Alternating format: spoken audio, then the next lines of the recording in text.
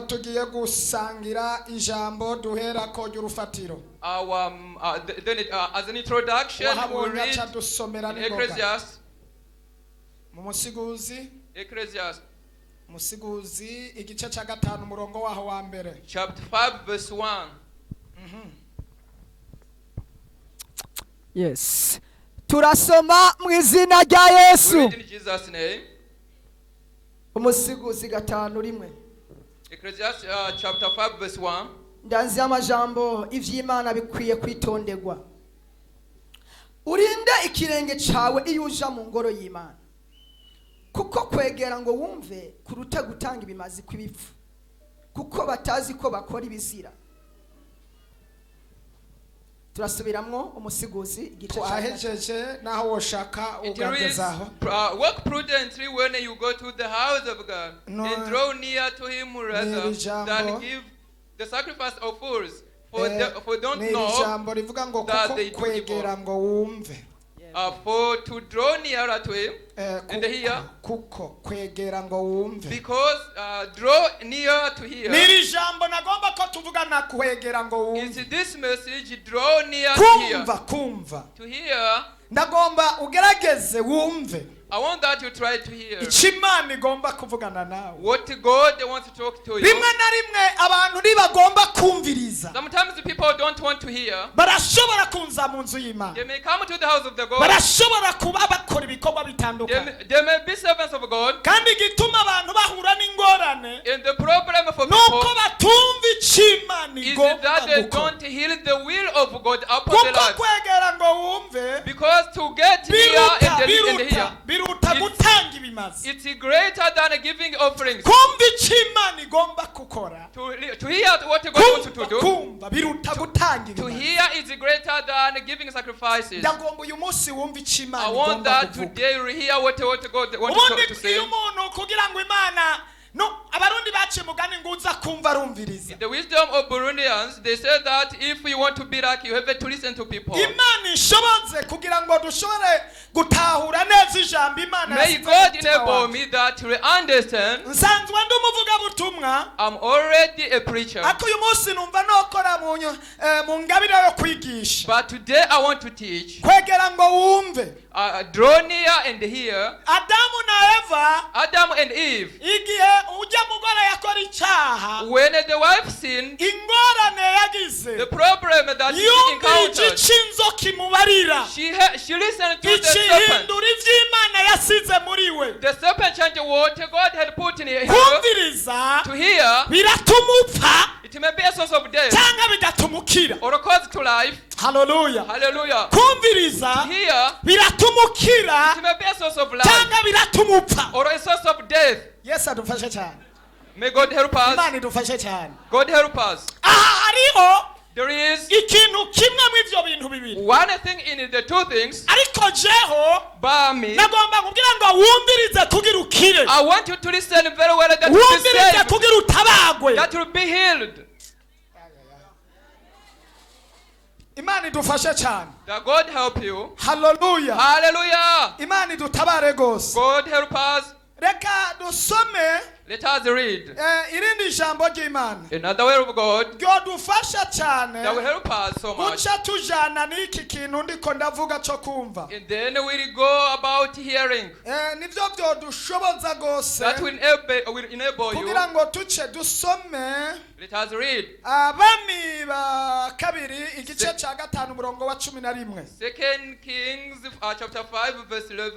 Ariko kumviriza Then to listen, niho hari ubushobozi that the source of power bushobora gutuma ubaho that can enable you to live, neza. to live well. Haleluya. Hallelujah. Umwana iyo yumvira ishuri When a child listens very well in the classroom, akumviriza neza and he listens very well in the bituma classroom, akurikira umwigisha then he will follow the teacher well, kandi bikamuzanira resulta and nziza he will succeed kubera yafashe umwanya wo kumviriza. because he had hearkened to the teacher. Ingorane z'abantu bamwe The bamwe problem for many ntabwo people, bagomba kumva icyo Imana iriko they iravuga don't hear what hama ngo God is saying, bashira mu ngiro ubugombwe bw'icyo Imana ivuga. and they do the will of God. Kumviriza To to hear hagira umuntu adufasha gusoma someone to read Yes. kumbure ico gice abami ba kabiri 2 Kings 5:11. chapter 5 verse 11. abami ba kabiri. Ego. Aha. Ariko Namani acararaka. shaka uhere ku murongo wa mbere, You may start from verse 1. ntituvuga vyose ariko hera ku murongo wa mbere. Elisa akiza Namani mibembe. Aha. Namani umugabisha w'ingabo z'umwami w'i Siriya Ah. yari atonye kuri shebuja Aha. kandi yari umunyacubahiro Ndiyo. kuko ari we uhoraho yaha inganji yatuma Aha. ab'Isiriya banesha. Eh. Yari umuhizi w'inkomezi. cyane.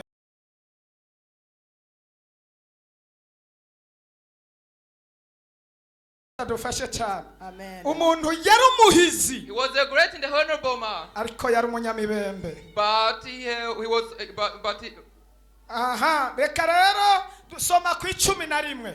verse 11. Ariko Namani acararaka arivumbura atakambira izina ry'uhoraho Imana yiwe, azungagiza ukuboko hejuru y'aho ndwaye ankiza imibembe. shaka wigereze But ngaho. Naaman became furious and went away and said, turiko turavuga ngo kumviriza we are saying that hearing neza the word, icyo Imana igomba kuvugana nawe what God wants to talk to you bituma gutanga bisumba gutanga is ibimazi. greater than giving offerings on the altar. aha turabona uwitwa We Namani can see Naaman. yari umujenerali, He was a honorable umunyacubahiro. man. bituvuze ngo yari umuhizi The Bible said he mu was the rugamba great ariko aragwana. in his fighting. He yari uwa mbere akomeye cyane was the first great person. kandi ariko aragwana. Then in his fighting, shebuja umwami wiwe yararyoherwa, his master was very happy. ibintu yabikora He neza was doing well, ariko yari afise imibembe. but he had the leprosy. yesu adufashe cyane. Praise the Lord. yari afise He imibembe had the leprosy. kandi shebuja And his master ntabwo yashobora kumukiza iyo was mibembe, not able to heal him. arayigumana Then he was arayigendana. suffering, ariko igihe kirashika but it came a time haboneka umwana w'umukobwa that a lady agenda mu ico gihugu ce. went to that country. amaze kuhagera When she was bibiri there, yambarira ngo the Bible uwo says mukobwa ahageze the lady was there. ayaga n'anabuja, Then he talked with aravuga ngo icompa his wife. databuja Then she said agashika iwacu that if your mu husband gihugu would cy'abisirayeli come to our country in Israel, hariho umukozi w'imana there is a servant of God. yitwa elisa. His name is uwo Elisha. bonana gusa Then by singing him only, imibembe yokira. the leprosy would be healed. ijambo ryanyoheye. Then I've enjoyed this word. icompa Then one thing, uyu mukozi then this servant of arabwira God, nabuja then he tells, icompa databuja then if agashika iwacu. your husband compa would databuja come to our country, agashika iwacu, if your husband would come to our country, yomenya yuko he iwacu would know that in our country hariho imana. there is a God. icompa abantu bose If all the people bagashika iwacu would come to our country, bomenya yuko hariho they imana. would know that there is a God. haleluya. Hallelujah. hariyo abantu benshi There bumva are a lot of people who hear, ariko batumviriza. but who listen but who don't hear. kumva To listen hariho n'ukumviriza. and to hear, sindashikaho ngomba neza. then I have not uyu received the muntu yari message. umuhizi This person was ariko honorable, yari afise imibembe. but he had the leprosy. birashoboka Possible yuko hari n'abantu bari hano that even in the midst bakora ibikorwa bikomeye are people, great people, ariko bagwaye imibembe. but who have a leprosy. birashoboka It's possible. It's birashoboka possible. It's birashoboka possible ko waba umuhizi that you may be great, ariko ugwaye imibembe. but suffering leprosy. kera imibembe A long time ago, cyari leprosy ikintu kigoye was a very gituma difficult thing. usuzugurika cyane. Then you couldn't mbere be holy. byasabwa ko umuntu agwaye You were not imibembe expected. aba inyuma y'igisagara. Then leprosy people, kandi n'uyu munsi nyene even today, iyo umuntu agwaye imibembe if someone has leprosy, bimuzanira gusuzugurika cyane. then you not be respected by people. reka mvuge imibembe y'icyaha. Let me talk about leprosy of sin. reka mvuge imibembe y'icyaha. Leprosy of sin. nta munsi n'umwe There is no day umuntu ashobora kuba that someone agwaye umubembe who has w'icyaha leprosy of sin, akakigira ibanga then who has it, kizomuhesha icyubahiro that he will be ahubwo upheld, kizomusuzuguza. but he will be disrespected. ingero y'icyaha n'urupfu. Then the way nta of munsi sin is n'umwe. death. No day. mana hezagira uyu muntu mufashe mukonekite mu mavuta yanje mu izina rya yesu kirisito. umuhe gutahura no kumva, umuhe kumurikirana mu izina rya Yesu. Amen. Amen. Nta munsi n'umwe, No day. nta munsi n'umwe, Never. nta munsi n'umwe Never. imibembe Leprosy. ihesha icyubahiro umuntu, Give respect to a person. ahubwo ikorora icyubahiro yari afise. But they take away his respect. Namani yaragwa imibembe, Naaman had the aho leprosy. yambara Even though yagenda he was yinuka, wearing, yagenda yinukira, then he has, kuko imibembe irasadagurika n'ibisebe. because when you have a leprosy, Nagomba ndaku I want to tell you that icyaha, sin icyaha kiranuka, then stinks. shaka ugifuke, Sin stinks. shaka ukinyegeze, Even if you cut it, iherezo at the end, kizosambura ubuzima bwawe. it will destroy your life. Ukiri hano mu isi, Then you are in here, hano mu in isi, this earth. Imana yavuze ngo ibyo urabikora nanjye, God said you do it, ukiyumvira yuko mwanya nawe and gose. I'm quiet and I think I'm like you. Bandugu yange, My friend, sin is a bad thing. God help you guhagarika icyaha, to stop sinning. Imana igushoboze God help you guhagarika icyaha. to stop sinning. Sinzi ko hari umuntu ariko I aranyumva. don't know if you're following me Nta well. munsi n'umwe Never I will support you in sin. Never in my life. God will support you in sin. Never. haleluya, Hallelujah. ntabwo byoshoboka. Never. Uyu mwana data Then Naaman aragenda n'igihe kirekire, had leprosy for many umwami days. arabura inyishu, Then without answer. umwami arabura inyishu, The king had no ariko answer. inyishu iza kuboneka But the answer came mu kana k'agakobwa from a kava mu Bisirayeli. young lady from Nagomba Israel. ndakubarire, I want to tell mu you bana b'Imana that the niho hari answer of inyishu God, y'ubuzima bwawe. then there is the answer for your life. haleluya, Hallelujah. haleluya. Hallelujah. Imana nishimwe. Praise the Lord. Niyo mikrofoni yo, Give me that microphone. nyarukiriza Eric, nyarukiriza. Mu bana b'Imana Among the children of niho God, hari inyishu there is just the n'ibibazo answer, byawe byose, the answer of all your ubyemera problems. utabyemera, Whether you like it or not, ubitahura whether you utabitahura, understand it or not, uzozunguruka then you will go around the iherezo, line. At the end, inyishu y'ikibazo cyawe the answer of your problem, kiri mu bana b'Imana. it is among the children of God. haleluya. Hallelujah. Kandi kiteye ubwoba, And what is great, abantu barahunga that the people go away, Imana, they go away from kandi God. irikiravuga, But when even when he's saying, irikirabarondera. then he is looking for them. Yesu adufashe cyane, Jesus help us. Imana itugire neza cyane. God help us. Oh haleluya, Hallelujah. Imana idutabare cyane. God help us. Hano rero Bibiliya In the Bible, iranyeretse neza uyu yitwa Namani. the Bible has showed that Uyu Naaman, mukobwa abwira Nabuja, the young lady told, Nabuja cyaragenda, then the wife of Naaman, Namani nyene Naaman, aramubwira ngo ka kana dutunze then she told her kaduhaye husband, amakuru the young lady y'iwabo talked about her place yuko where she's hari from, umukozi w'Imana, that there is a great man of kandi God. umuntu abonanye n'uwo mukozi Then w'Imana any person who meets that person, ibibazo birahinduka, all the problems are answered, intambara zirahera, all the conflicts are answered, all the temptations are filled end, the problems end. Hallelujah. Praise the Lord. Praise the Lord. Hallelujah. Naaman accepted, and then he went to his master. His master. Then he said it. You know that I'm honorable, but I have a problem with leprosy. But I had heard about medicine. Then I want to tell you, whenever you hear about medicine, please take it the way you are given it to it. Whenever you are given a medicine to heal you, take it the way you are given it. Take it the way you are given it. Doctor, you are a medical doctor. When you have prescribed the medicine to someone, when he does not follow your instruction, is it possible to heal? First of all, he will not heal. Second, if he does not follow all the instructions, what will happen?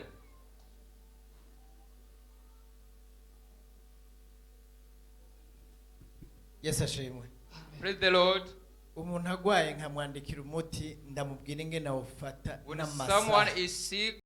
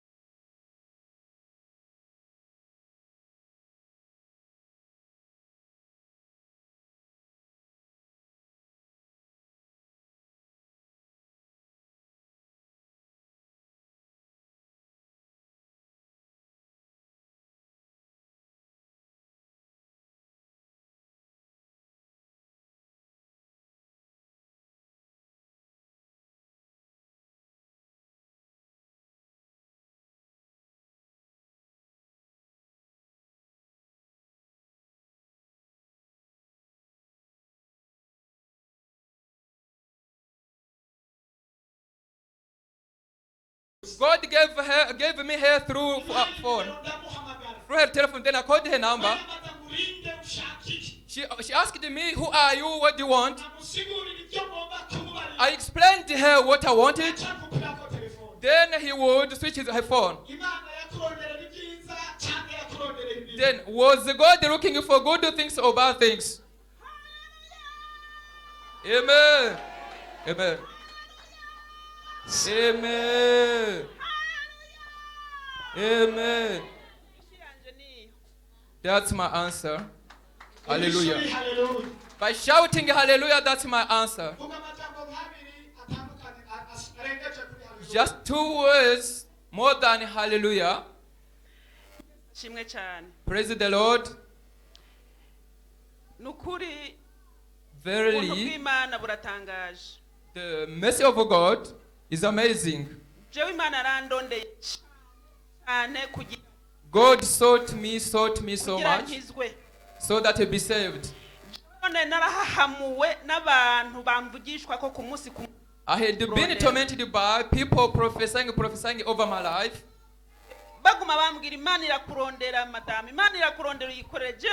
Saying God is seeking you, madam, God is seeking you, madam, God is seeking you. That you work for him. And I would say how God would seek me when I'm with him. Then finally I hated saved people. When the man of God called me, I did not know him. I thought it was the same people prophesying over my life. I replied, please, I'm fed up with those words. Please stop talking about that. But himself continued telling me, please, I need you. ikimenyetso cya mbere nabonye ko imana icyo gihe hari hageze ko ndayegera kandi The nkayikorera first indication which showed me that it was the time to nahaye get closer to randevu God. umukozi w'imana ko aza kuza hari kuwa gatanu mvuye ku kazi apremidi ndamubwira nti nza kuba ndi muhira I gave the man servant of God appointment that I would meet him on a Friday. ariko nza kwigira inama nti kugira ntambone Then I decided myself that so that you not see me. jereka ndamukwepe nigire mu mihana kuri abandi bakenyezi Let me go to another place. twigire no ku kabare twirira We will go to a bar. Then we'll take kebab and drinks. bantu b'imana uyu mupapa arafise imana ikomeye Please, congregation, this man of God. sinarinda nawe I did not know him. He did not know me. ariko yaramenye ko ndamuhenze But he knew that I was lying kuko ntiyaje because he did not come. mubaba I went to those friends. cupa turarinywa Then we drank. akaburoshete turanywa We ate turarya. kebabs and ate. hageze ku mugoroba ntaje But in the evening when I went home, ibintu byanshikiye what happened to me, ntabwo nzigira ndabyibagira I will kandi forget them. ndashima imana ya pasiteri joseph And I thank the God of Pastor Joseph. amen Amen.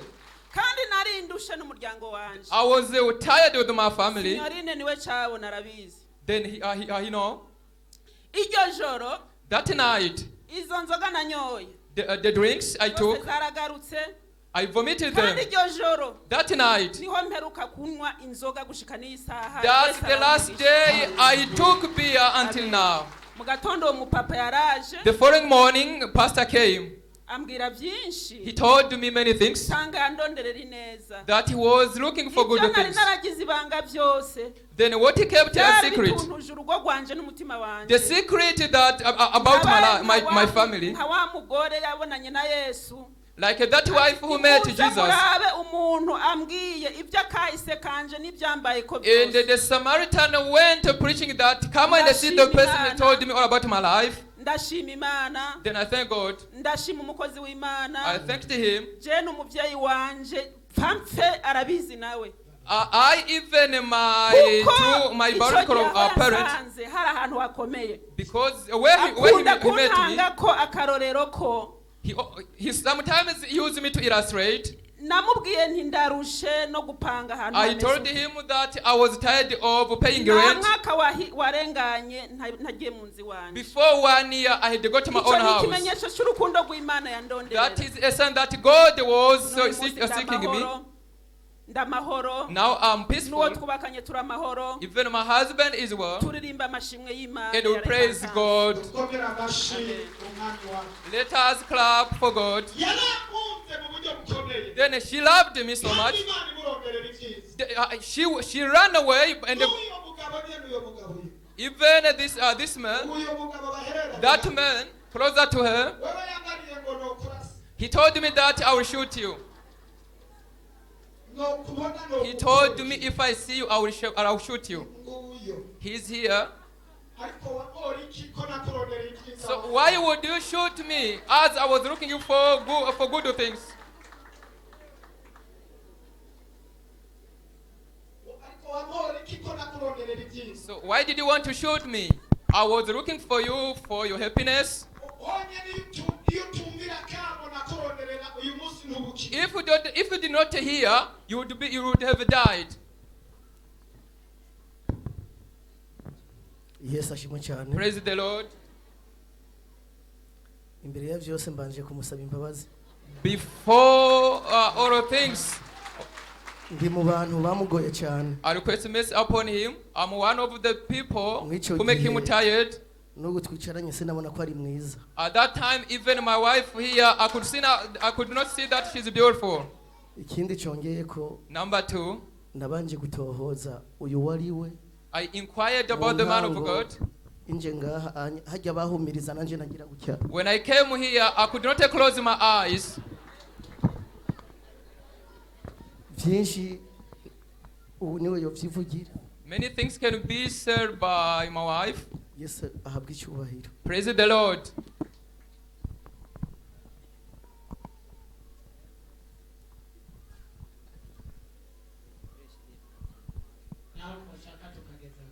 can even stop here his testimony. umugabo n'isi izina yitwa Eregirera. Then there is a person I gave name. Ujya mugabo nawe He is holy. Imana yampaye nimero telefone ziwe. God gave me the phone number of that person. Yari umuntu agira amasanganya menshi. Then he had a lot of accidents in his life. Umwana n'umudamu we zari intambara. To give birth to a child was a very big problem. Yamuhamagaye arankwepa inshuro nyinshi. I called him, but he could not come for several times. Arayihunga. Then he ran away from me. Ariko niba nikagisha nyene by'ukuri wahunga Imana uyihungira hehe cyangwa ikibi nagukoreye mu byo natonda kuronderera n'ibiki. So what bad thing was I doing for you? And why were you running away from God? Ikibazo ndamuteza kuva nakugira ibyo Imana ivuze n'ibiki. What kind of problem or anything bad I have done to you from that time? Anything? Nothing. Mbega kumenyana nanje byarakubereye umugisha. So to know me, did you benefit from it? I was blessed. Komera amashyi. Let us clap for Jesus. Mbega byaraguhinduye n'umudamu wawe murafise amahoro mu rugo. His life changed, and the wife and the family. Madamu we woshimire ntahe niwe tutaramenyana n'ibyabaye ubu aho Imana imurondere. Could you give a testimony about what happened? Ego cyane nabivuga. Numuhishire Yes. ukuri kose. Yes. Ego. Vuga amajambo make akahise kiwe n'ingene uyu munsi ari. Would you just say a few words about his past Kandi weshenda. and how he is today? Please don't lie. Haleluya. Hallelujah. Imana ishimwe cyane. Praise the Lord. Hari byinshi byahindutse. Many things changed. Ndabivuze numva umengo kuguma ngaha. If I would give a testimony, we couldn't go home. Uyu yaranywa inzoga cyane biteye ubwoba. My husband was always drunk. Yataha saa 8 z'ijoro cyangwa He saa would 9. go home at midnight or at 3 Ndashimira a.m. Imana yo mu ijuru. Then I was Kuva- praying. Kuva kijijwe. From the Hari byinshi byahindutse na jenta. I can Bashobora say, gutahura. I thank God because from the time he was saved, Guhera many icyo things changed. gihe, From that time, ikintu cyiswe inzoga n'uwamuhamagara ati ngo hano mu kabare ntiyobyemera. he has stopped drinking, and even if a person would call him Kandi hari benshi bariko for barakizwa beer, he would not kubera go. we. Cyane rwose.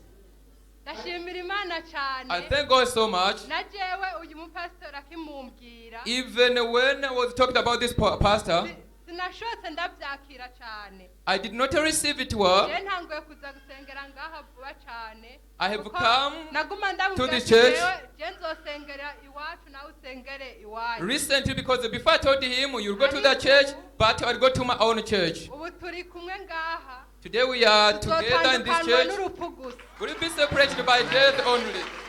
Amen. Komera amashyi Let umwami us wacu. clap for Jesus, our King. Novuga ibintu byinshi. I can say a lot of things. Reka intare tuzigeze ngaha hariho nyinshi hano. Let us end the testimonies. Rero ngomba kuvuga iki? Then I want to say, Emera utumberezwe n'Imana. please accept to be led by God. Kuko Imana Because God igutumbereza ahantu mu byiza. will lead you for goodness. Igutumbereza ahantu mu byiza. He will lead you for your benefits. Igufise ku mugambi. There is a good plan for you Igutumbereza. to lead you Mu byiza byose. in good things. Uyu mugabo Namani This man, Naaman, amaze kumva ayo makuru, when he heard about this news, then he went. arashika ku mukozi w'Imana. He went to the servant of God. Aza ku mukozi w'Imana. He went to Elisha. Namani wewe Naaman, yipangiye. then he has decided. Ugashaka ko bigenda. He had decided himself what he would be going. Reka ndakubarire. Let me tell you. Umviriza neza iri jambo. Listen well. Namani yaje yipangiye. Naaman has decided himself Ugashaka ko bigenda. how he wants to be led. N'uyu munsi abantu benshi Even today, many people, iyo bashaka ko bagenda, they want to be led themselves. bashaka ko bigenda, They want themselves, ariko ushaka ko bigenda, but how you want it to be, bivanye n'umugambi w'Imana ku it's buzima different bwawe. from God's plan about your life. Ariko Mana yo mwijuru, sinzi ko hari abantu barantahura icyo Have gikorwa. people understood what I'm saying? Hallelujah. Hallelujah. Emera Imana Accept igushira ku musitari, to be led by God igutumbereze mu bugombe bwawe. and then lead you in his righteousness. Uragomba umugisha. You want to be blessed. uragomba kuboranira You want to be your fulfillment. kugenda n'Imana You want to go with God. ugomba ko Imana iba muri wewe You want God to be in you. ugomba ko Imana igendana nawe You want God to work in Imana you. idutumbereze Accept to be led aho wowe woyitumbereze more than you lead yourself. icyambere Number one, Imana iri kubonera kure God will see you usumba babakubona before you see yourself. icya kabiri Number two, Imana ibona ibyiza byose God see all the benefits, all the benefits for you usumba wowe ibyo ubona before you see it. igituma hariho abangora The reason why there are people babona ibyo Imana ibona who make me who are difficult for me is because they don't see what God sees. May God touch your eyes. Hallelujah. Hallelujah. Nama naje Naaman, when he came, agera imbere y'uwitwa Elisa then in front of Elisha, Elisa Elisha araza ashitse aho came there. Bibiliya bibarira ngo The Bible says uyu muntu Elisa amaze kuzana iceti the prophet Elisha, bambe Nama azana iceti when Naaman came uvuye ku mwami with the message from the king, amurungikana iceti Nama the king gave him a message. ibaruwa And Naaman came with the message. ayishikiriza umwami w'Abisirayeli Then he gave the letter to the king of Israel.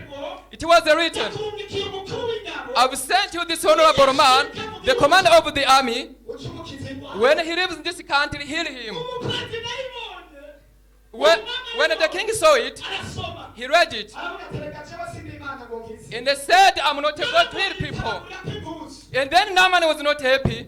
iyo Elisa yabaye Where Elisha was, acarabimenya yuko then he knew umwami w'isirayeli yitabaguriye ko impuzu that the king of ngo acaramubariye ati Israel mwami wanje had not a solution to ndungikira that uwo problem. mugabo And then he said, aze mu biganza byanje a king sent a aramenya person. yuko mu Let bisirayeli him come to me. hariho Know imana that in Israel there is a God. ndagomba mw'iri shengero I rya want that in repentance this congregation. umubabaro mfise Then my, n'intumbero mfise my pain ndagomba ko abantu is bahinduka that of people bahinduke bakorane n'imana change and the word of bahinduke God babane n'imana change and the dwell of bahinduke God bakoreshwe n'imana ku buryo umuntu wese azogushikira uzomubwira ati ngo ndakujana and they will tell him, umenye ko muri I'll repentance lead you. And Hariho know that Imana. in repentance there is a God. ni bande bazomenyekanisha imana How many will tell about God? n'abantu batumberejwe n'imana The people who are hanyuma imana ikaba muri bo bakaba mu rutonde rw'imana bakajana amatangazo hariya mu isi hariya mu bapagani to the sinners. bakamenyesha neza yuko imana And ibaho they make known that abantu bo mu isi the people of this world, barakeneye kumenya ko imana iriho the people of this world, ni bande they want to bazoyibabwira know that God exists. mbega Who will tell bazoyibwirwa them? Who will preach n'abatayifise that? And then with the people who don't know it to say it. ninde afise imana So who has God batumbereza abandi that lead others? n'uwatumberejwe n'imana The person who accepts to be led by iyo God. byumva wari gutera haleluya If you have understood, you shout hallelujah, haleluya hallelujah, haleluya hallelujah. namani Naaman, ari ngaho when he was there, elisa carabimenya Elisha knew that. aravuga ngo uyo mwami wanje And he w'abisirayeli said, my king of Israel, kubera ingabire imana yampaye because of my gift, ngomba ndamutabare I'm going to help him. kandi kiriya gihugu c'isiriya In that country of Syria, cyatumye uwitwa namani that sent Naaman, kimenye yuko mu bisirayeli that it will know that hariho imana there is a God. imana nsenga The God I pray. ndagomba ko mu burundi I want that in Burundi. n'amahanga Even the world. bamenye ko mu burundi They know that in hariho Burundi imana there is a God ikorera mu repentance that works in repentance, ikorera mu bihanye ibyaha that works with ikorera mu bantu batumberejwe that n'imana works with ikorera mu bagororotsi right of Ah! Hallelujah. haleluya haleluya Hallelujah, hallelujah, hallelujah. haleluya Hallelujah. haleluya Hallelujah. kuvuga ubutumwa To preach. kuvuga ubutumwa Preaching ntibizana rezilita does not bring nko result. kuba mu butumwa Like to live in the message. iki kintu simvuze ntimugitahura neza You have not understood. ntacyo mwacumvise You have not neza understood well. kandi ndababaye kubona mutariko I'm not happy muramukira because you have not understood nababwiye well. mwumvirize I said that you have to mwumvirize listen well, mwumvirize Listen well. kugira muronke gutahura that you understand. kuvuga ubutumwa Preaching ntibizana ibyamwa does not bring you ntibizana rezilita does not bring nko result. kuba mu butumwa Like a live in the word itself. haleluya Hallelujah. hari abantu uyu munsi Today, bariko baravuga ubutumwa many people are ariko preaching, batari mu butumwa but they are not Abo telling nibo you what bononye they isi. are saying. abo nibo bononye Those isi are the people who nibo destroy. bononye igikorwa cy'imana Those are the people nibo bariko who barica destroy. barica abo bokijije Because they are killing the ariko people iyo who are supposed umuntu to ari save. mu butumwa But when someone yama is ivyamwa by'ubutumwa living the word, agenda nk'abatumwa nyene then he works like akora a nk'abatumwa then they works like akora apostles. nk'abatumwe Then they works yifata like nk'abatumwe messengers. Hallelujah, hallelujah. Hallelujah. Hallelujah. uyo muntu That person. naho atovuga Even if he doesn't abamubonye speak, gusa the people who see him, bamubonamo ubutumwa who see him, bamubonamo they ubutumwa will see a message. bamubonamo kristo They will see from naho Christ through him. atovuga Even before he speaks. mu yandi majambo In other words, abarundi bavuze ngo ubana na suneba ugasuneba nkawe Burundians said that you Petero always yaba- copy the Yes. customs of the people, you live together. petero yabanye na yesu Peter lived with Jesus. aca yicara nk'uko yesu And yicara he sat like a Jesus. aca agenda nk'uko yesu And yagenda he walked like a Jesus. agiyeho nyene Then when he was walking alone, babona ko agenda nk'uko yesu agenda then he was not walking like a Jesus. aca atwenga nk'uko yesu yatwenga Then he laughed like a atwenze Jesus. He honyene laughed only. babona ko atwenze nk'uko yesu The people yatwenze would see that he iyo umuntu ari laughed mu like a Jesus. butumwa iyo umuntu ari mu When butumwa someone is living the word, ubutumwa buravuga the word is umuntu atarinze kuvuga before he speaks. ndagomba ikiri muri wewe I wanted gihindura amahanga change the word abantu batarinze gusarara before the people ahubwo shout. abo mubana But your neighbor, abo mukorana ku kazi your colleague, abo muvukana your brother, abo mu miryango your siblings, babone ko your wahindutse family, will say that you have a change. atari kivuzwe gusa Before you say anything, bavuga ati pasiteri joseph before saying, ni umuntu w'imana say Pastor Joseph is a pasiteri man of God. adele Pastor Adele ni umuntu w'imana is a man of God. mwarimu jeannette Janet, the evangelist, ni umuntu w'imana she is a woman of God. mwarimu augustin Augustine, N'umukozi the w'Imana. evangelist, is a man of God. mwarimu olivier Oliver, the ni evangelist, umuntu w'imana is a man of God. diakoni naka Deacon is ni also umuntu w'imana is a man of God. bitewe n'ikiri muri we Because of what is in ikiri him. muri wewe Because of what is in nicyo you. kizosambura It is that thing cyezeza that amashugwe that will bring abantu forth. babona amashugwe wahamya People will see the hama power bashima that imana have produced and they will thank God. Hallelujah. ariko mana yanje ariko mana yanje ariko ntawe ubyumva ngo atari haleluya Can't you shout hallelujah? ntibikenewe What is ko turinda gusarara no need for ntibikenewe shout alone. ariko icyo turi cyo So about what you icyo have, twakiriye what you have received, icyo tugendana what you walk away. kintera guca bugufi So will make me naho humble. ntari nkwiye guca bugufi Even when I was supposed to be kintera humble, kuvuga amajambo yoroheje it makes you naho bitari nkwiye ko nokwiyorosha even when I was kubera ikiri muri because jewe of what is in me. kiguma kinyururutsa So will make him naho muri jewe harimo kamere even in icaje muri jewe cururutsa kamere you got kamere ntiboneke me humble. hakaboneka ubwiza Then bw'imana the people will see the goodness of God. ariko mana yaje Please. ariko hari umuntu ari hano ngo atere haleluya Can you shout hallelujah? haleluya Hallelujah. oya haleluya Hallelujah. ariko uyu munsi ndabigenza gutega mana yo mu What can ijuru I do today? What can ukuri I do ndumva today? ubwiza bw'imana Then I feel the ndumva goodness of amavuta God. y'imana n'ukuri I feel kose the anointing of ndumva God. ukugira neza kw'imana I see n'ukuri the kose fulfillment of ariko God. ntawe ubyumva dutere haleluya haleluya Can you shout hallelujah? haleluya haleluya Hallelujah. elisa caravuga Elisha said, ntabwo vyokwijana it's, ntabwo vyokwijana I have to do it. hariya mu isiriya In Syria, ndagomba ko bamenya I want that they know.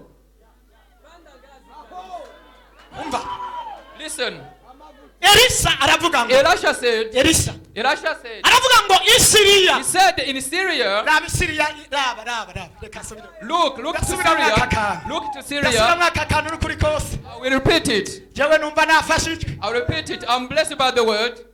egide petit frere wanje Ejid, my younger brother, eske waramenye ko mfise imana have you known that I have a God? sa niwe ubizi I know. reka ndakubwire neji ntahe Let me y'ukuri tell you, uzoshingirwe n'abo mu nzu it's from your neighbors. abo mu nzu From your neighbors. aho umunsi negereye uyu mudamu One day I get closer to this lady. nzomenya ko pasiteri akijijwe So to know that her husband is saved, ntabwo ntiturabivugana I have not naho talked to imana her. itonyiyereka Even before God shall reveal me imana that, ntije uyu mudamu wa yesu akantahura if the lady understands me, nomenya agakiza kawe para akukuri cyangwa atari Then I akukuri. would know that your husband is saved. Hallelujah. Hallelujah. No chamenya agakiza kawe. I would know about the Abantu salvation ngo of your bukiza husband. bw'ubufekefeke bwo kwikubita mu mazi ngo wakijijwe fake salvation. ukaca wiyambika imyambaro y'abafarisayo. Yeah, in the clothes of the Pharisees. Apana. No. Ubwo bukizwa agakiza k'abafarisayo. Not a fake salvation. Uri repentance tugomba kukarengana. Repentance want to go over it. Agakiza k'abafarisayo. Then the salvation Hano of muri Pharisees, repentance nta kintu wanze. we don't need it in this church. Ubwa mbere ubwo bufariseri bwawe Imana irabutwereka. Be a Pharisee, God will reveal that. Nawe kwiyambika umwambaro nk'intama. Even if you would wear like Turakugundura a tu. lamb, at the end you will know it. Nimba ubyumva wotera haleluya. You have heard it shout hallelujah. Ntabwo ubyumva neza. You have not heard it well. Ntabwo ubyumva neza. You have not heard it well. Twebwe ntidufise agakiza Our salvation. ko gusunikirayo byose. It's not like a Apana. No, it's not No that. kwa Yesu ntibasunikirayo. Hajayo umugororotsi kuko na Yesu n'umugororotsi. Not accept only righteous people. Urananirwa ukabivamo ukagenda kwa shetani. Fail and you go to Satan. Cyangwa ukaguma mu mana Or you ukabandanya. say in Jesus and you continue. Iyo ubyumva watera haleluya. Can you shout hallelujah? Ntabwo ari ukuvuga ngo dukeneye abantu benshi. It's not wanted to Uyu people tumuvuze yogenda. that if we talk about him, he will Ubundi go. utagiye uri ngaho uwo kwa shetani turetse kutugwanya no kutubabaza if you don't go, womarira iki ishengero ry'Imana. Then as a son of justice, Oh, never what will you sutumugenda. do in the church of God? Better to go and live in the church. Iri jambo ntiwaryumvise You have neza. not understood well. Iri jambo You have ntiwaryumvise not neza. understood well. Ntabwo turiko turagufukafuka tukuyengayenga No, we are not kubera tukuzigamwa inyungu. Inyungu tuyiziga ku Mana Data. You will benefit from God. lotere besike lotemeneta. Nico gituma That is why nico gituma frere Elisa Brother Frere Elisha. Brother Elisha, mwene data Elisa Brother Elisha, Namani aje when Naaman N'umukuru came bwiwe, with the n'umufarisayo being a great bwiwe, man, his Pharisees, n'ingabo hirya no hino and also men around, arashika he arrived. abamucunze n'amasari n'ibindi. Then he gave gifts. Elisa Namani wewe ageze imbere ya Elisa Naaman in front yarazi of ko Elisha Elisa acafuka amati knew that Elisha would humble ndaciye bugufi imbere and say, I'm ya humble nyakubahwa kunukunuku in front of you. ariko Namani wewe But Naaman, But Naaman, Elisa akimubona when Elisha saw him, yamubariye ati he told him, waje kugira ngo ubone ko hari Imana you have come to see the God of atemo Israel. cyane And I said, yes. ariko ndagomba aba nimba hari umukristo n'umwe ari hano If there is a believer here, nimba hari umukristo if there is a Christian umwe here, just wenyene one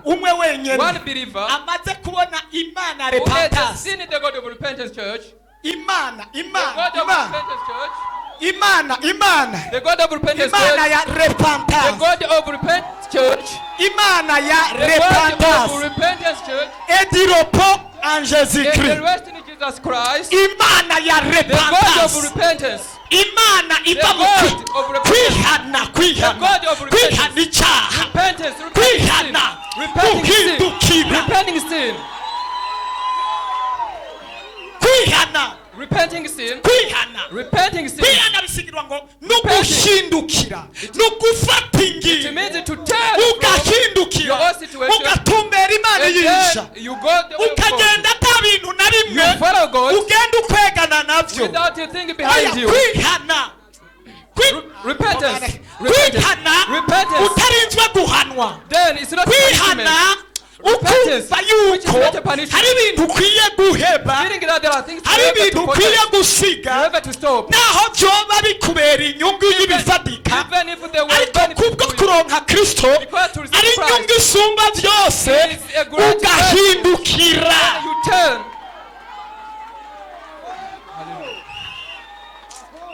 iki kintu ni kwihana haleluya Repentance. haleluya Hallelujah. turarambiwe Then we are no tired kugendana n'abantu working with the people. ushobora kuraba You may say, look at them ukashira mu madute then you doubt. arakijijwe cyangwa Is he ntakijijwe saved or not?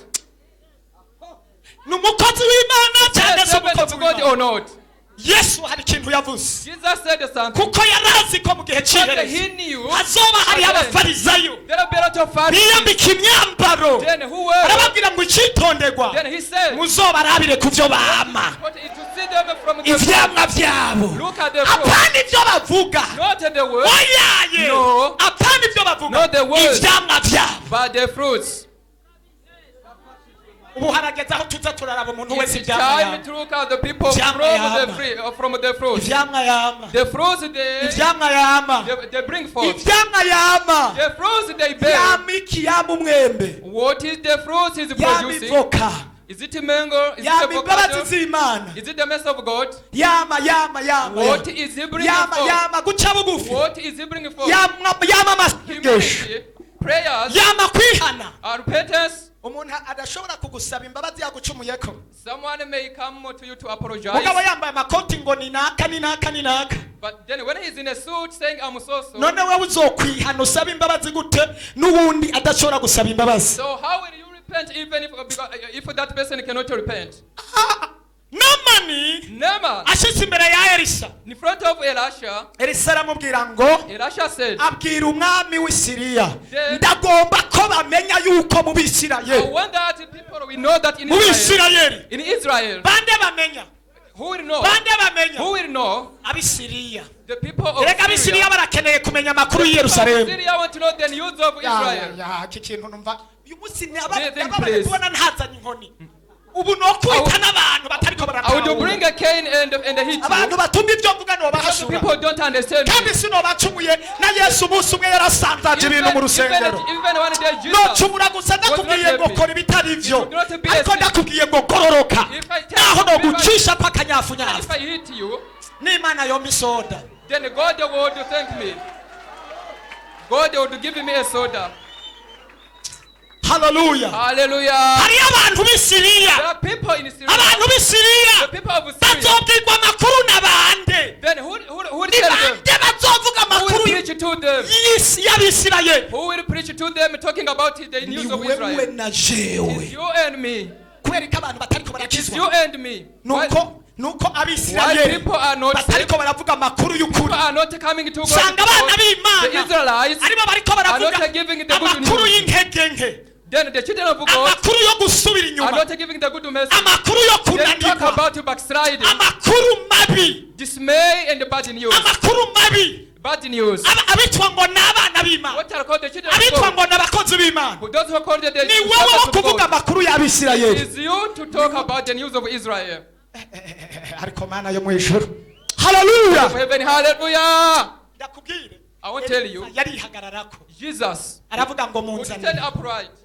koroneri arahashika Then bambe Elisha generali umukuru w'ingabo said, the ahashitse aca aramubwira ati and the honorable man ndabugize came and ati arrived. ndabugize ndabugize They said, ndabugize I greet you. ahaha generali rero The honorable man arindira icyo umukozi w'imana amubwira waited the word. aramubwira ati ndafise Elisha imibembe would tell him. ataha He said, I have umukozi w'imana leprosy. ati umviriza The servant of God said, listen, genda kwiyuhagira go to the river, inshuro indwi then 7 mu times, kidengeri then you immerse inde in the well.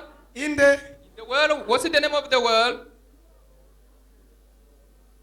genda wiyinike inshuro zingahe Go to immerse yourself 7 In times which? in the well, mu ruzi hariya mu kidengeri in the river, in the well. ikidengeri ni ikintu cy'ikiziba Then a well is like a river which does not flow. generali abanza kwiraba Then the general of the army looked at himself. araba amapeta hano Then he looked at the.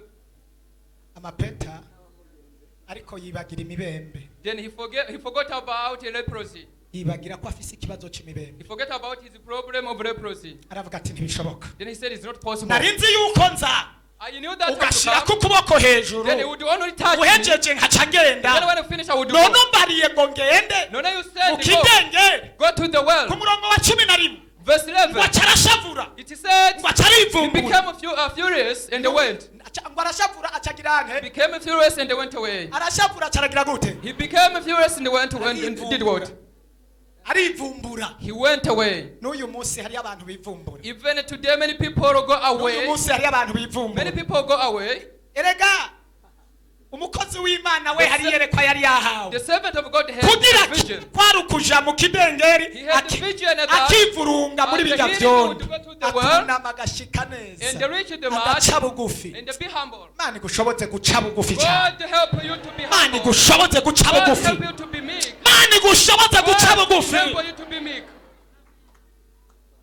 Emera uca bugufi. Accept to be Urondereswe n'ubuntu bw'Imana. Accept to be humble and be Utumberezwe led n'abakozi and b'Imana. be and be Utumberezwe led n'ubugome and bw'Imana. be led by the righteousness of Utumberezwe God n'ijambo and ry'Imana. be led by the word of God. Yo, hallelujah. Hallelujah.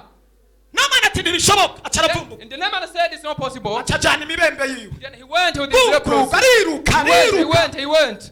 Yo, kimwe gusa yagize abagenzi beza. One thing he had a good friend. Hariho abantu bari bamucunze. There were people. Barabatinya kubahwa. Then the people around Yagusaba him ibigoye told hoho. him, Ntiwari kubikora. "Is that difficult? Kugira ukire. If he would Yeshaka kukubwira ask ngo about difficult things, wuname. you would do it. But he told you only go to the well." Igihe kimwe narabonye One day abasirikare sinzi ko baba bari mu bintu I saw soldiers. by'imyimenyerezo canke bari mu bindi bintu. Maybe Nyagihe they hari were kera ndababona in the sports. tuciga bambaye ivyatsi bikubise mu At that mazi time, at that time when I saw them, mu they bisiba had, vyondo. they had the grass. Nibwo bwa mbere nari mbonye And then they umusirikare were muddy. ameze uko kuntu. It was the first time I saw a soldier Ndabaza ngo in that barya condition. hari ibintu bariko barigishwa. Then I asked, they told me that they were Nimba yarabiciye undergoing the arigishwa. training. Mbega ntiyari akwiye kubicamo If we ariko wanted to arumvira know ijambo ry'Imana what he could kugira ngo do, bikunde what did he go n'imirimo through iwe it? ikirega yemwe. For he said, byari bigoye kubicamo was it difficult to kugira ngo undergo akire it, ibibembe.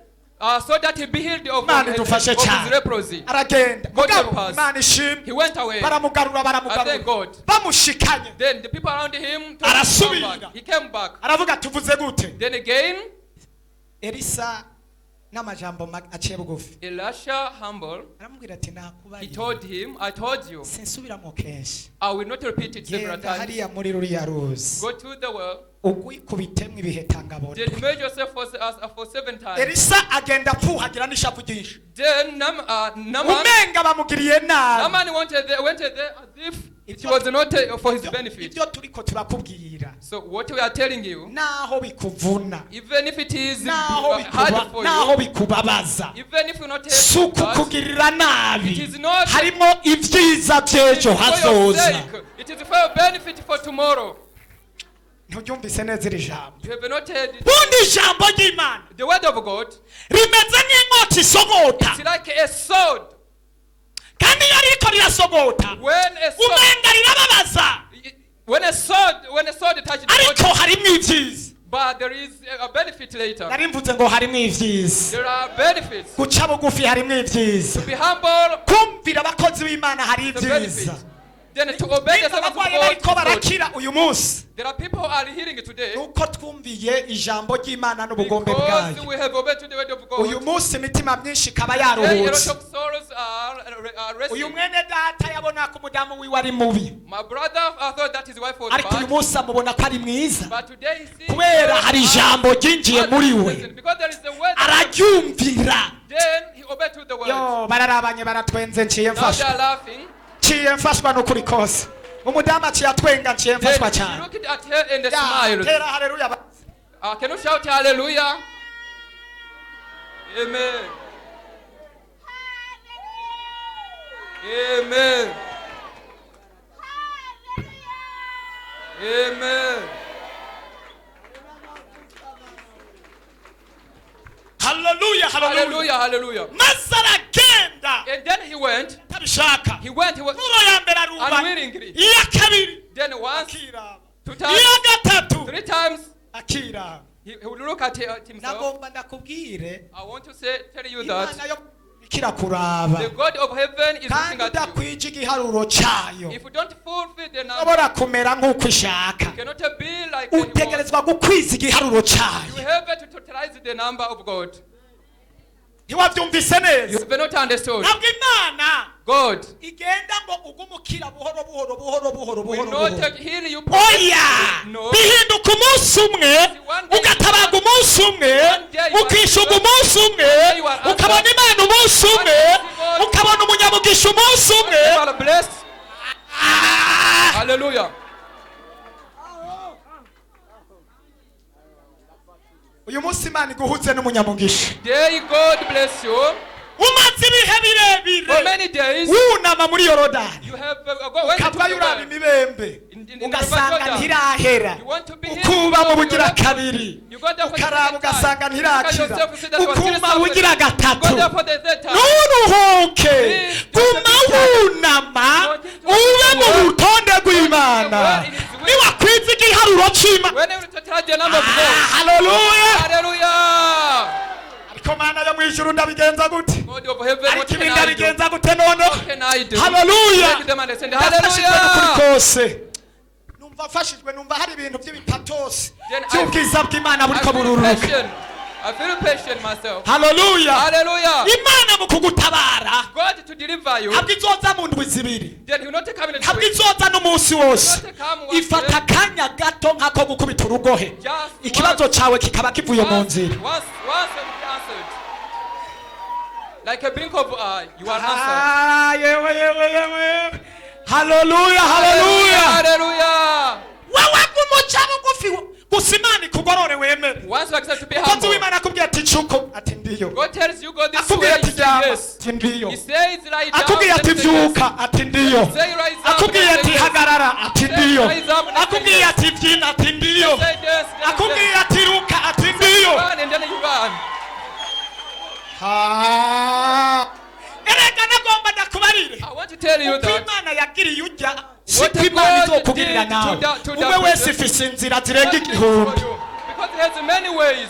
ingorane bamwe baguma bavuga ngo uriya The byaciye hariya problem is that oya because aho yaciye siho wowe izoca when God will come the way you want to get there. Where God passes is not ariko the ibi way bintu you ndabigenza pass. gute n'ukuri kose ifise inzira He has many zo ways. kugutabara Many ways to deliver kandi you. turi abanyamutamana And- turi abantu bagezweho And we are the turi people. abantu bashikiwe nitwihana tukaba mu bugombe bwayo repent. nasoma ijambo And- ryayo and- and- ngo nta cyiza na kimwe That there is no- izokwima abagenda Not to batunganye give to the people who are righteous.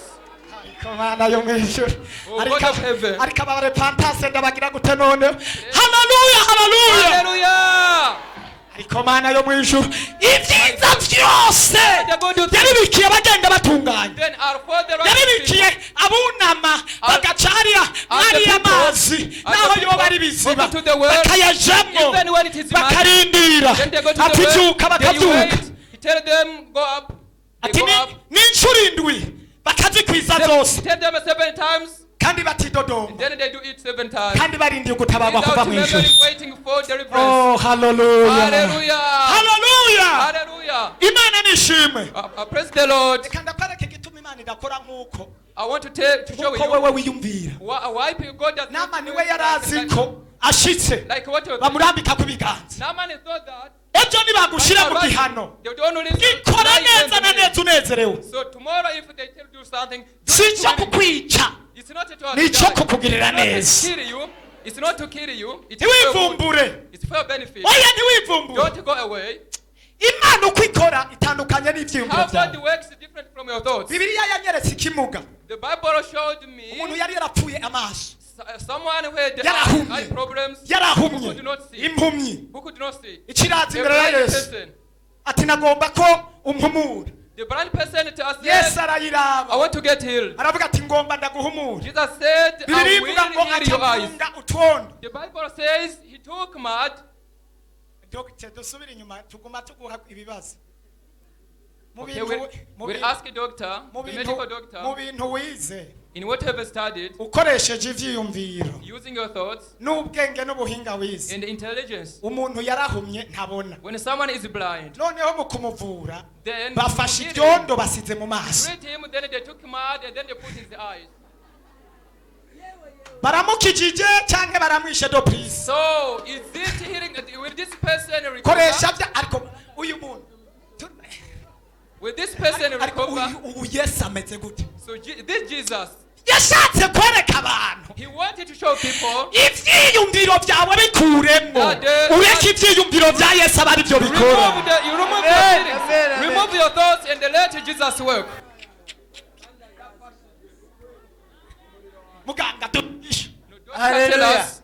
amen muri bikenzi From what I know, nize what I've studied, ko uwo muntu yokira byongora kwemera so it will be yo difficult for that kwemera gutera person to musize mu recover. musenyi icyambere coco First of all, mu ivu duhonyoramo in the mud, ririmo ubumara bwinshi there are a lot of infections, bwica harimo mikorobe nyinshi killing infections, noneho ingene deadly bofata infections. aho harimwo ubwo iyo mikorobe So using mud, bakavanga bagashyira mu which jisho contains uwo muntu yobahetse yoba infections. apfuye yobahetse If you use it to heal that person suffering from eyes, then Kugira the person zakire, will not recover.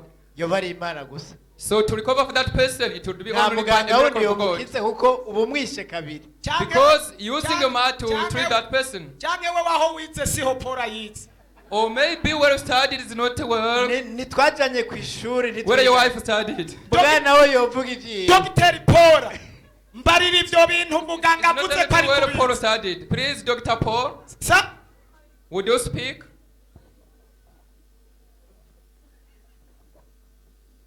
ese ashimwe Praise the Lord.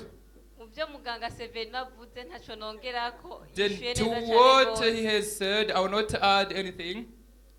dukomere amashyi umwami yesu abariko bararaba yesu The people were looking at abariko Jesus. bararaba Those yesu who were looking at Jesus, bamubonye ko ari umwicanyi mwako they kanya saw him as a killer. baravuze ati turabe uyu They mwicanyi said, let her look. bazanye umuntu What the yahumye killer will do for none that blind person. arayahumishije rwose They brought someone who is blind, and Ico ni then ca he mbere. make him blinder than he was Ico ni ca before. mbere. That's number one. acashirako icya kabiri Number two, genda mu ruzi rwitwa sirowamu mu go to Siloam well. rwitwa Go to sirowamu Siloam well. umva Listen. agende amaso bayasize mu ivu rya Then gutosha listen, he goes yari to the asanzwe ari river impumyi with a lot of none mud. bayasizemo ibintu by'imisenyi ni ukuvuga ko amaso yumva ibintu bimubabaza It means there is sun amaso in yumva his ibintu eyes. bimubabaza There is sun in his nta n'umuntu eyes. amujyanye muri Like sorowamu pains in his eyes. ubugira kabiri Then number two. si uko ariko rwose bamubariyemo It is not- arondera uruzi rwitwa nde It's not any river.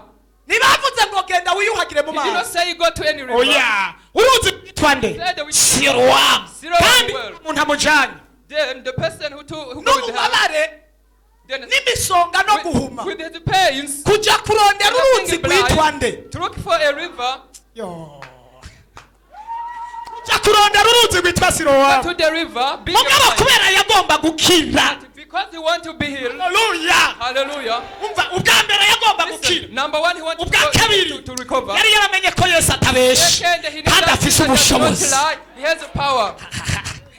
inzira zose yo gucishamo All of the ways he will emera lead uhace through. mugabo ushika isirowamu Accept until you reach Siloam well. ariko mana yo mwishe haleluya Hallelujah, hallelujah. emera uhace Accept. emera uruhe Accept. Accept emera ubabare Accept to suffer. genda uhumaguza Then uvuga go ati like a ushaka blind urare mu person. nzira Go like a blind ushaka person. uhirigwe Then you may even mugabo ushika isirowamu until you reach the place Siloam well. haleluya Hallelujah. ushike hehe Reach which place?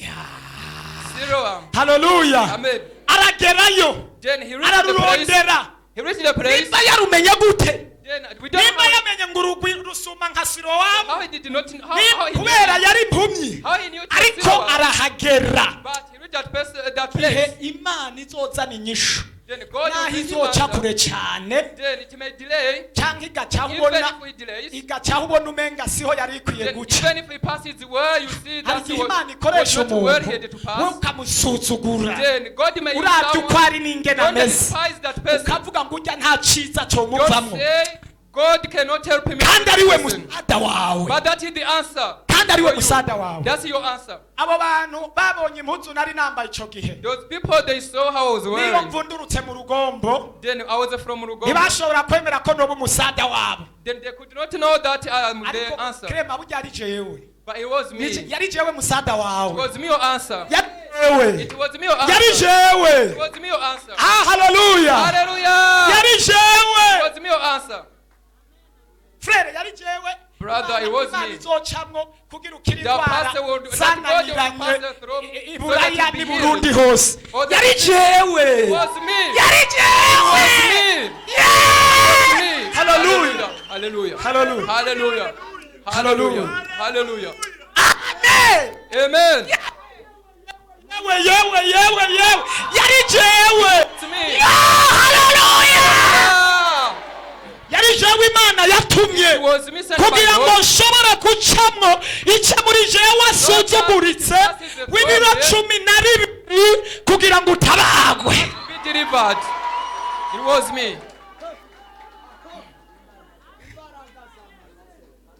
yari jewe It was me.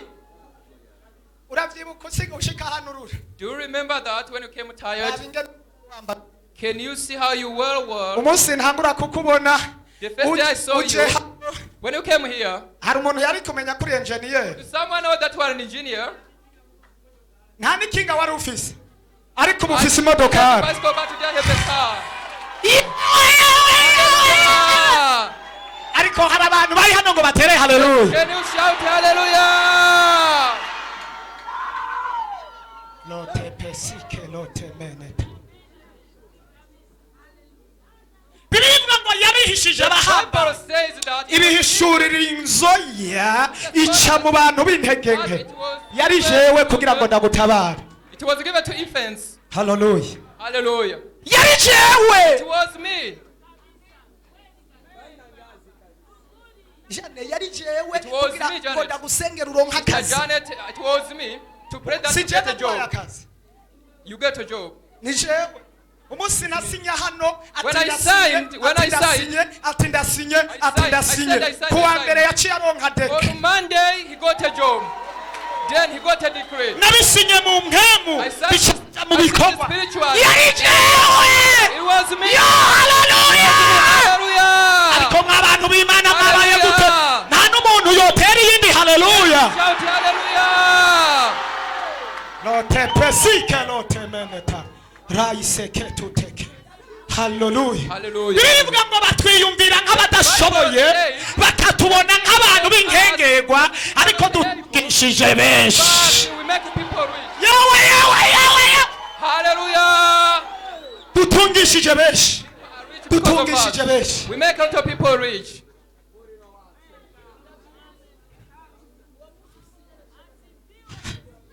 uyu nawe ngo arabyibutse Even this one, umunsi remember, sinyubutse he yaciye aronka can akazi remember when I signed, he kandi got a job. kandi baca bamuha akazi atakibazo akoze Then he got a job without kubera inzu biciye mu musuku wayo joseph ryari ryavuze ngo genda usinye kandi uyu munsi tugiye gusinya umugisha ku buzima bw'ishengero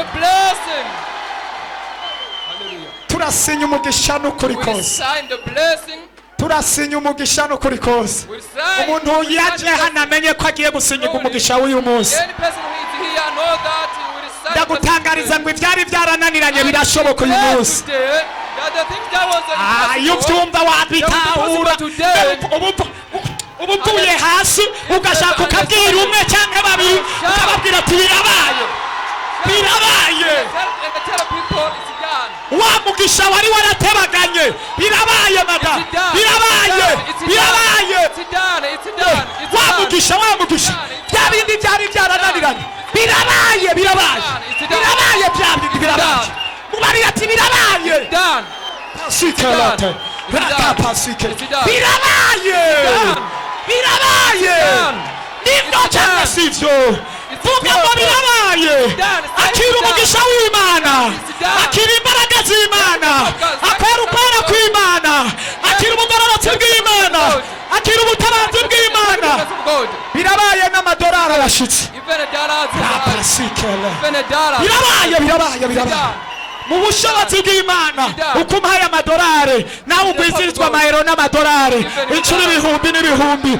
Imana ibigwiza ibihetangabo kenshi birabaye. Imana ivuze ibivuze ndaguhezagiye mu mavuta y'iminsi maze iminsi nsenga iminsi 90 ive mu gisubizo cyawe, iminsi 90 ive mu butabazi bwawe, iminsi 90 ive mu inyishu yawe. Ivyari vyarananiye bice vyuguruka, uruvyaro guguruke, ibitangaza bikoreke, imbaraga z'Imana zikoreke. Ndavyuguruye amaviza y'umuryango yuguruke, ndavyuguruye. Rapasike naiteke robosike mene. Ndakubarira ngo yari jewe Imana yahagurukije kugira ngo uve mu gasuzuguro umazemo igihe kirekire. Yari jewe kandi uyu munsi nyene vuga ngo uyu munsi nyene ijuru rirabisinye, ijuru rirabyimvuye, ijuru rirabisize mu ngiro. Uyu munsi nyene kapasike harataka niko numva ijuru ryuguruka n'ukuri kose. Numva ijuru ririko rirukuruka, numva abamarayika n'abakerubi n'abasarafi barahagurutse gutabara ubuzima bwawe n'ukuri kose. Kapasike n'ukuri kuhoraho birarangiye, ubunyene birarangiye n'ukuri kose. Imana ikoze ibintu, Imana irabikoze, Imana iratabaye,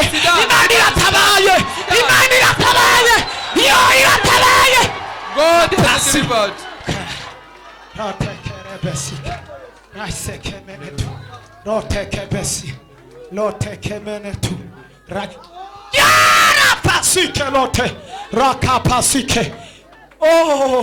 Tuzi ibiganza byawe. Now raise your hands. Lotekera Yesu mwami wanje ndakumva n'ukuri.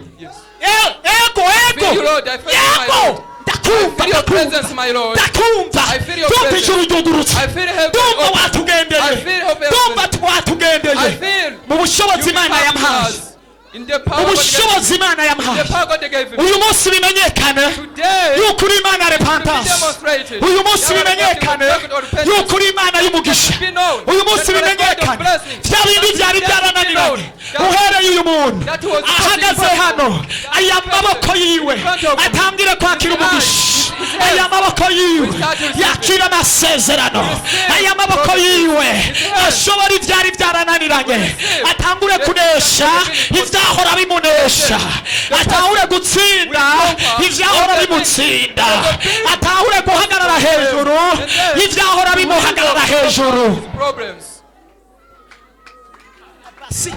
Takaraba rotekeres rokebes tutekemeneta roisikemenetu tutekemenetu. Numva ijuru rimbariye ngo ndababarire. I feel heaven nguhereye isaha, that from today, uhereye umwanya from now, ijuru rimanukanywe no gushitsa amasezerano y'umwe wese hano hano. fulfill your promises for each person here, for each individual. Pakas karas Heaven has come. pakas ropos. Hallelujah. Hari abantu bagiye kukurabaho wari uri bakubure. There are people who come to see where you were before. They will not see you. Irambariye ngo irakwimuye mu kibanza warimo, ikujyanye ku rundi rugero abantu badashobora kugufata mu ntoki yawe. Has lifted up to any place. Ikaba abantu babaye Hallelujah. gute? So Ariko ibyo numva barabyumva, ibyo mbona barabibona, ibyo ndiko ndabona barabibona. Ndabona abamarayika bariko barururuka, mbona bariko barasinya amadekre, mbona bariko barasinya impapuro, ndabona bariko barashirako amaviza, ndabona bariko barugurura ibitereko by'abantu, ndabona bariko barimura abantu babashira mu buzu, ndabona mu buzi, ndabona ibintu bikwegana bimeze nk'amasandugu, ndabona ibindi bintu biriko birasunikwa bimeze nk'ingunguru z'amavuta. Niko mbwirwa ngo yo n'ubwiza bw'Imana, Imana yorukije mu bantu bayo. that is the fulfillment that God has given to his people.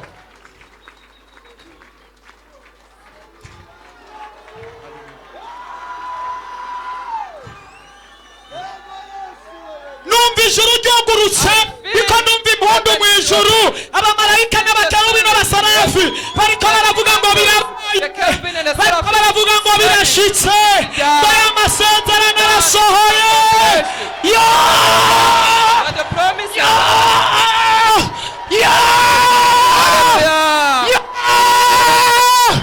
ndabona ijoro ryungurutse ndabona data na yesu namwe muyera ndabona bahagurutse gutabara ewe yesu urakoze gutabara ishengero ryawe urakoze gushitsa ibyo wasezeranye You have delivered the congregation. hari abantu bariko barakira ingwara There are people bonye abantu healing baje gutera sicknesses. inshinga abantu There is hari healing. ingwara zari zarananiranye There were irambariye ngo inyuma lot of y'iminsi indwi diseases. uze That was not kwipimisha the ingwara problem. wari urwaye Then after 2 uzosanga days, you wakize go to the hospital. Okay. You see that?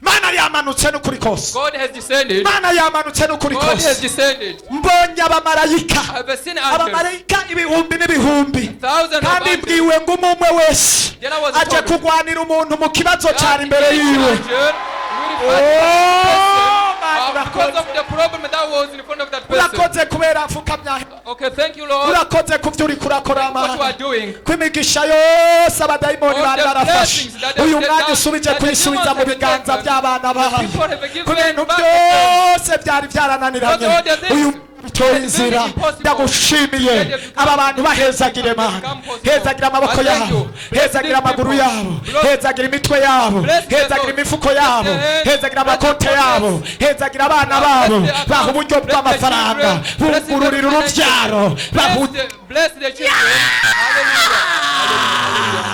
mana ndagushimiye ati icyo mvuze uhereye umunsi uhereye umwanya ibyo shetani yari yaramize abidahwe abidapike uhereye isaha dushigwe hejuru dushigwe mu bugombe bwawe twinjire mu masezerano igisumba ibyo tuze tubane nawe mu gihugu cyo mu ijuru tugukomeye amashyi n'impundu mu izina rya yesu Come for you in Jesus' name. Amen.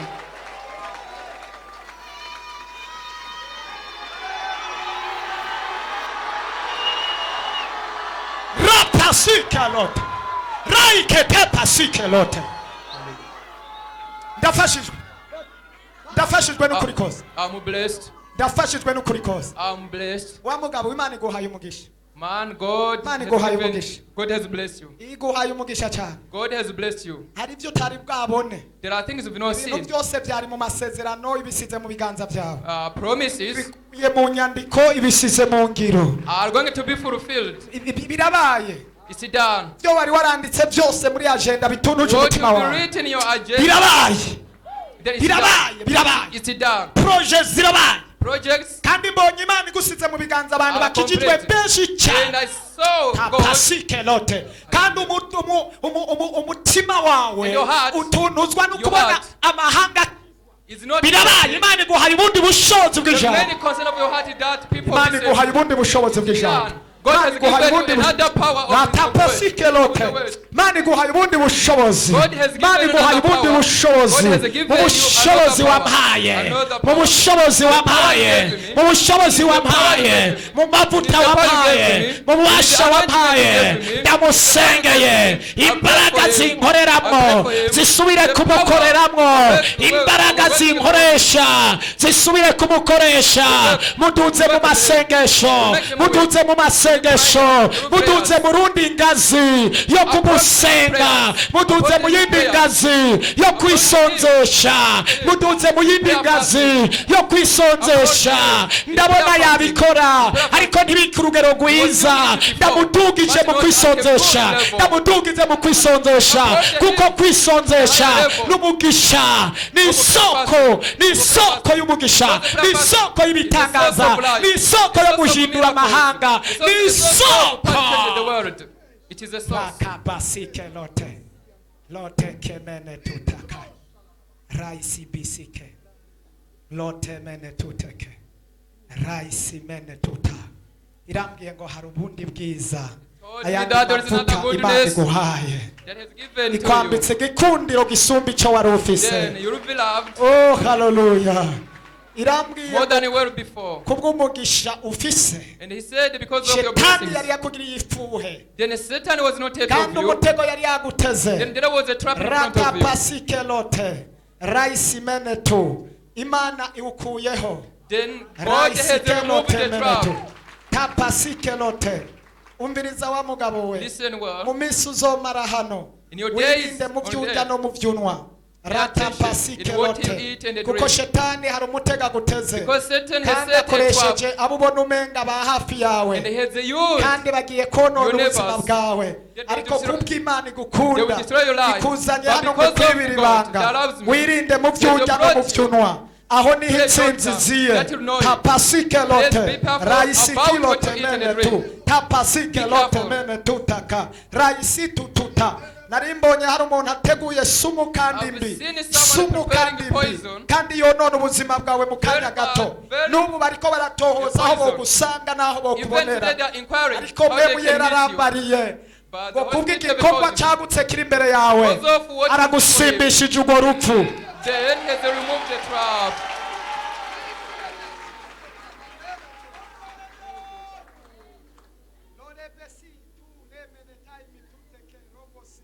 irambariye ngo hari urundi rupfu rwa kabiri He has told me shetani a yari second karategura gusanganya that tapasike Satan lote had mene prepared tu through ibyo accident. byose shetani akurondera kuko All imbere those yawe things hari umugisha ukomeye Satan wo does kuzana it imitima because kuri because of yesu you there is a irambariye blessing ngo uhereye to bring isaha people ikuyeho to urwo bring rupfu souls to rw'impanuka. Jesus. Then he told you remove that death through accident.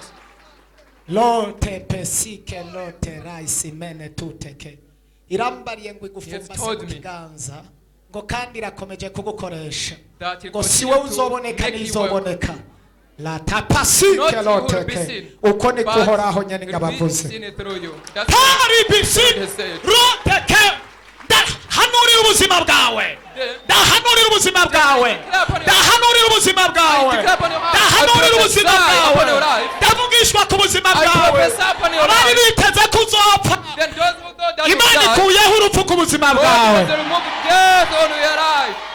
tapasi laka ratasike tapasi loteke mene talabasi ugiye gutangaza abantu You will go on declaring. hariho surprise y'Imana People will be surprised. People will be surprised. There's a surprise hariho by God. surprise A y'Imana surprise by God. ndakurahiye ukuri kuhoraho y'Imana yo mu ijuru Then I ugiye declare gutangaza abantu that people will be surprised. Mana ndagushimiye kuko ari wowe uvuze God, I thank you because you have kandi iyo spoken. uvuze urasohoza And when you speak, abantu hari ibintu bihindutse ku buzima bwawe there is a change in this. kandi sinkekeranya kuko wari I wabi don't doubt it because you have always- nditeze ko hari icyo uremye I'm expecting ku that buzima bwabo you be creating something good in their life. Yesu. In Jesus' name. Amen. Amen. lote pesa